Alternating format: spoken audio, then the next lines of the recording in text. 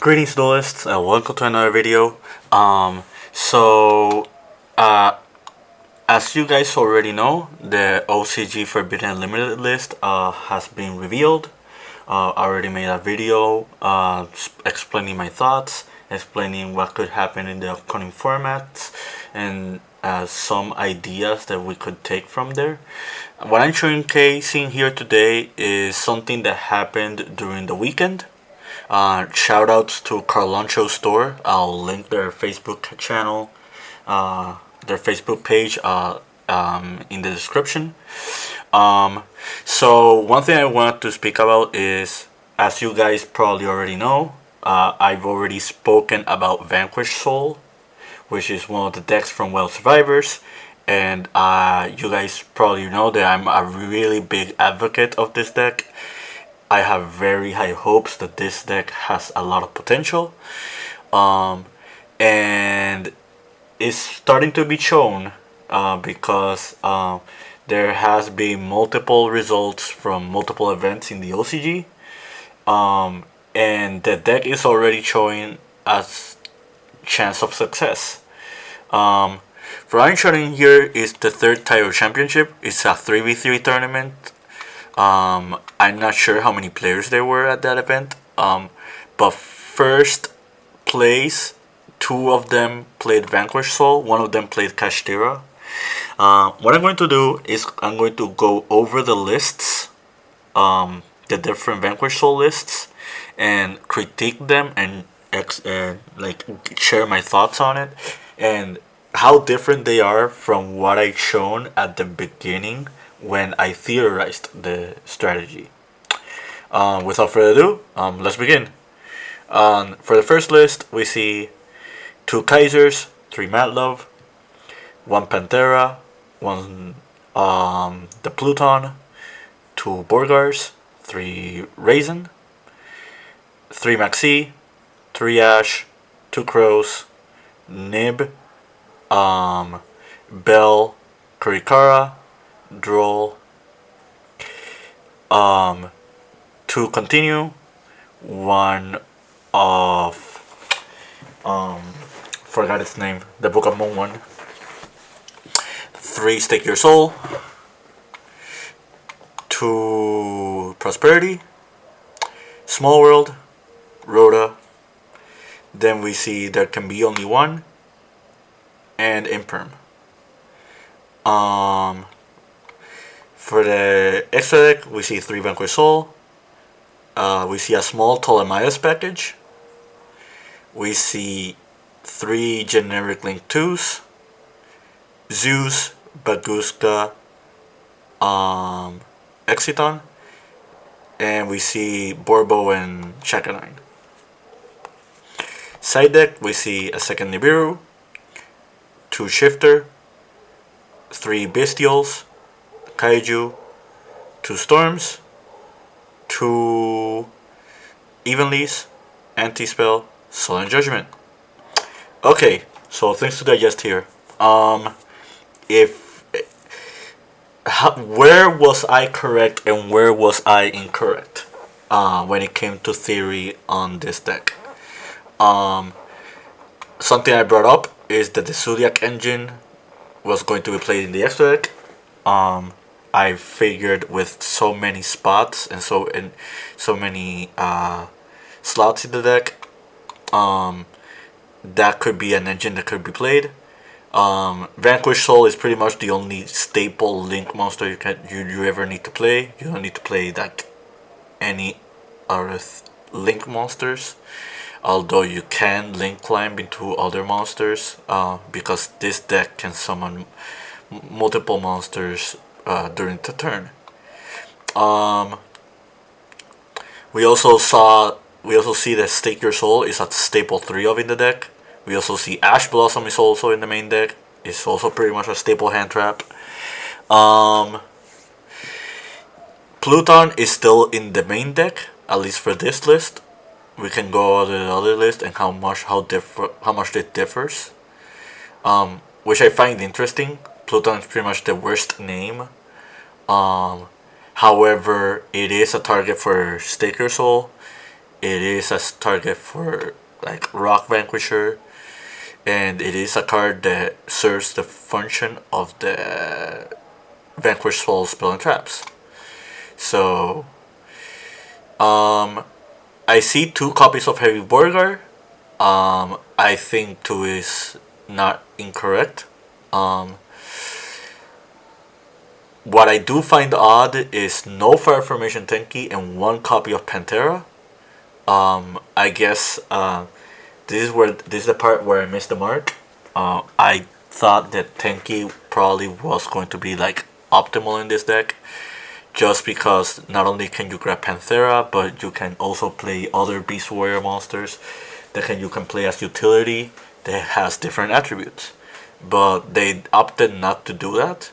I'm thinking with Prosperity and Maxi like being like cards that get you into other cards in your deck, they have enough ways for them to like facilitate plays without needing like other consistency cards. I brought up Small World in the past. I said the Small World is probably going to be a really good inclusion in the deck because of how many bridges you can reach that it could start your engine. It's pretty much just another copy of Stake Your Soul. It does not seem like I was incorrect in that case, as we can see it here in the main deck. Something strange I guess we can talk about is the fact that we see Droll and Lockbird and Nibiru in the main. Those are 2 hand traps I did not think were going to be played, especially at these ratios. It kind of seems odd. However, if you do the Borgar line where you start drawing multiple cards with Heavy Borgar, revealing like Mad Love or revealing like Diddy Crow, you will draw into your cards more quicker, which means you will get into your hand traps. One other card that I found odd was part of Prosperity as well. I figured in a deck that has an engine that can draw you cards in multiple turns, I figured people would not play Prosperity in a deck like this because it would conflict. That being said, your extra deck is super flexible. The only real card that you want to summon is Rock the Vanquisher, which kind of warrants the spot for Prosperity. It is also just another consistency card. Take note, Prosperity is at semi-limited status in the OCG, which is the reason why you see only 2 copies here in the main deck. One other card I found strange was we're seeing there can be only 1 in the main deck. I figured this was going to be a side deck card just because it's not great into every matchup. But I can understand like the fact that you are playing a strategy that is not really hindered by this by any means. Could make it awkward for your opponent if they're playing a combo deck that kind of relies on having cards of the same type. Like, for example, if you're playing against like the Bestial Synchro deck and they start summoning Sprite monsters, you flip this on them, like they can no longer summon like thunders, fairies, dragons. Like, the thing about there can be only 1 is the more different types that are present on the board, the harder it is for decks to combo off if they need cards of the similar types. And Vanquish Soul is a deck that doesn't really suffer from that. So as strange as this is in the main deck, I don't particularly dislike it. I also brought up that Continue was going to be played at multiples. At least regarding this list, we see that is correct. I guess another interesting thing is Ptolemaeus. I didn't think Ptolemaios would be played in a deck outside of like their own archetype. I figured like the utility behind this card is good, but it's not like really powerful. But I guess in this case of Vanquish Soul, you don't have a lot of interruptions outside of like some of your main deck Vanquish Soul monsters and one of the Spirit Traps. Meaning that just having another monster as an interruption for your opponent, while them having to be dealing with hand traps and then dealing with other interruptions and you plussing with your cards, I guess it's kind of good. I see Dimension Shifter in the side deck. Dimension Shifter is a really interesting choice. It's a dark monster, so you can reveal it off Heavy Vorgar or like other monsters. You don't really care about your graveyard outside of like just recovering your resources with either Vanquisher or the Continue spell. So if you take those two cards out of the equation, you don't really need your graveyard. So I guess for as powerful like for a card as powerful as Dimension Shifter, it kind of warrants it being the side deck. We also see the Bestials in here. I guess I was correct in the fact that Bestials were going to be played, like in some shape or form. I'm guessing that the reason they're main decking DD Crow instead of Bestials is just because the DD Crow serves as better utility, just banishing anything in the spot, not just later dark monsters. Something I completely overlooked is the fact that Bestial Magnamut can grab Kaiser Varus. So it kind of warrants his spot as a Bestial monster of choice.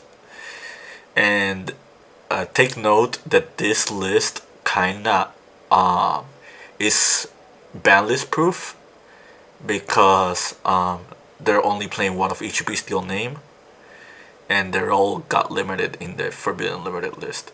So this deck is kind of future proof if you want to play it like on the new OCG list. That's pretty much like the things that caught on with the first list I seen. Let's look at the second list. This guy was in the same team. But as you can see here, this is a very different approach. Like the most notable thing that I can say off the top of my head is the Parallel Exceed. Parallel Exceed is mainly here to make Splash Mage and then link up into Heat Soul, which is really good. I feel like I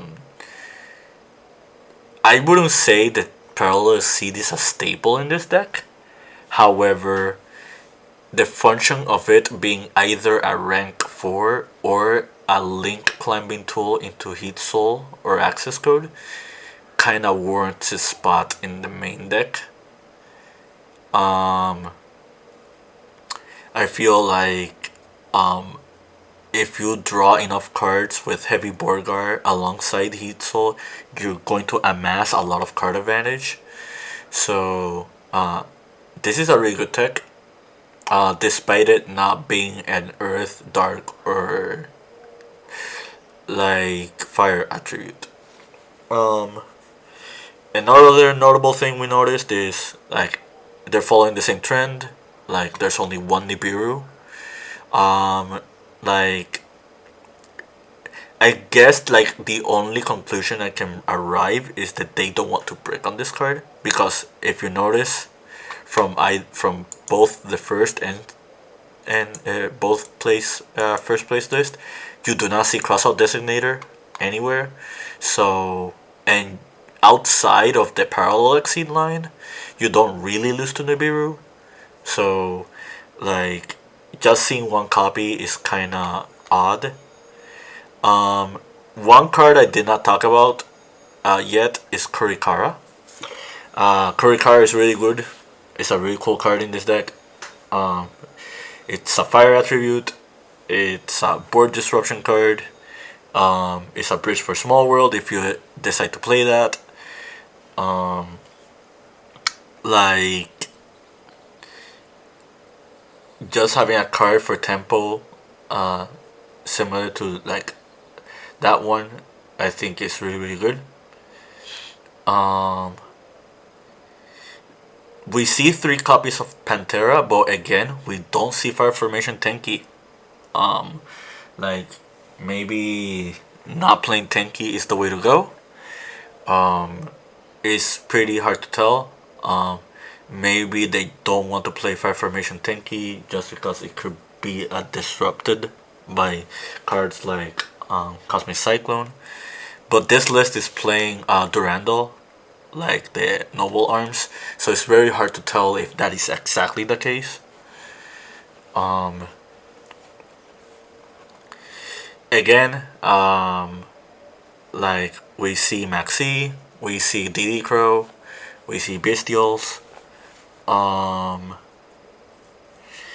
I guess one other thing is they're playing a package involving XYZ Rebellion Dragon and the Pendulum Monster. I'm thinking this is just to link climb into Zeus. This is pretty much the equivalent of the Zoo engine. But you're providing a strong body as well.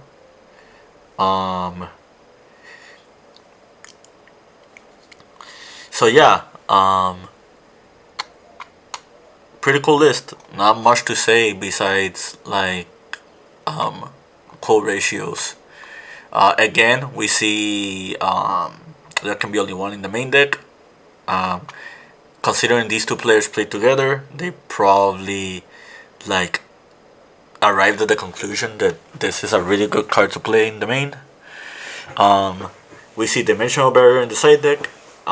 Something really cool about this deck is you don't really lose to Dimensional Barrier outside of being called for XYZs, and all it's doing is just cutting you out of utility. So yeah, pretty cool. We see Pluton in the main deck still. I guess like you're just gonna keep playing it as a name. Let's go to the last list. This was another OCG tournament during the weekend.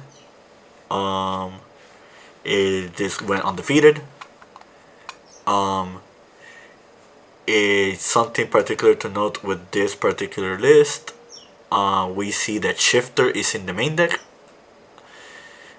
which is kinda odd considering you're also playing Maxi and you're also playing like DD Crow. Like those cards can conflict, but again, like Shifter is just another dark monster you can reveal. It's a card that really doesn't hurt your deck. It's a card that really stops your opponent. I like the Bestial lineup. Again, this is pretty much like on tune with the OCG. Like them having all the Bestials limited means that you can play like the one Magnamut, the one Druis, and the one Baldrake and have no issues with them. We see Synchros in this extra deck. I can see the Baron on the floor, and I think the last card is the card behind it is Chaos Angel. Like the level 10 that we're getting in Cyberstar Maxes. A card that I really like that I see in the extra deck is the Underworld Goddess, and I also see the Codebreaker Virus monster. Those two cards are very interesting to see in the side deck. I mean, in the extra.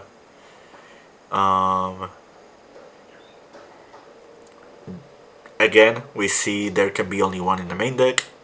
Like, it kind of looks like, looking at the pattern right now, it's looking like this is going to be a staple here.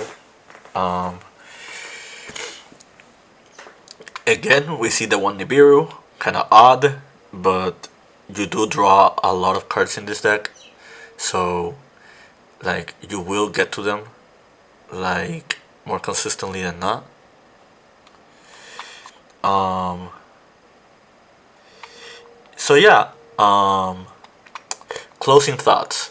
I think with the hits that the OCG just received, and seeing the success of this deck over the weekend, I think Vanquish Soul will be seeing more play in the OCG.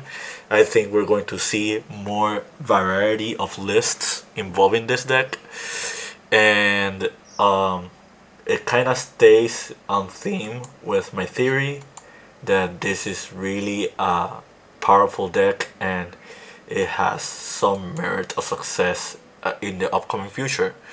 Um, I hope you enjoyed this video. Keep practicing and keep dueling.